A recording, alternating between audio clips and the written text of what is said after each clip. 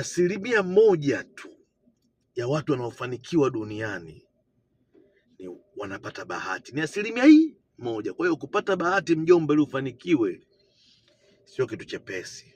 Ubahatike kweli kweli. Ni 1% tu duniani ya watu wanaweza kufanikiwa kwa ajili ya bahati. Lakini isitoshe, ni 2% tu ya watu wanaofanikiwa kwa kipaji. Kipaji peke yake huwezi kufanikiwa, huwezi kabisa. Lakini kipaji ukawa nacho alafu ukawa hukati tamaa, ni 77% ya watu wanafanikiwa, wale ambao wakati tamaa, wale piga ua anakuja tu. Mtaji umekufa anakomaa, biashara imekufa anakomaa, biashara iendi anaunda biashara nyingine, anahangaika anarudisha hela yake ndani, anafikiria tena aanze vipi.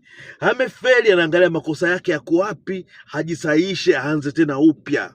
Yani wale wanafanikiwa wengi sana, yani 77% ya wale watu wanafanikiwa.